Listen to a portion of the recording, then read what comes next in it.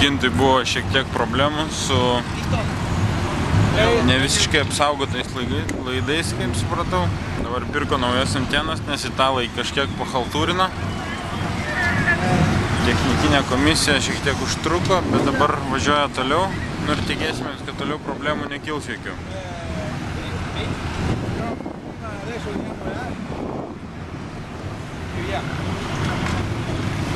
Štai čia naujas antenas navigacijai.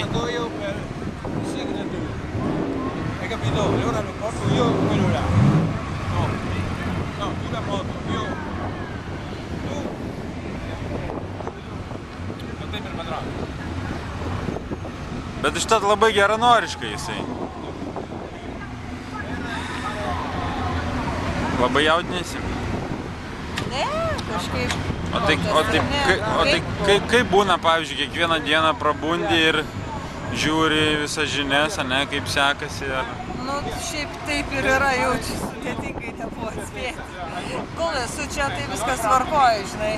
Paskui tas grįžimas pats mano, bet jau kai grįžti, tai jau prasideda toksai... Nerimas. Jo, tas toksai sėdėjimas, žinai, ir stebėjimas, ir praktiškai aš ir praeitais. Nežinau, kaip ten su to laiku būdavo, bet kažkaip taip išeidavau, kad aš miegot nenueidavau tol, kol nepamatydavau ten... Kad grįžo, ne? Žinai. Tai realiai tempdavai iki paryčių.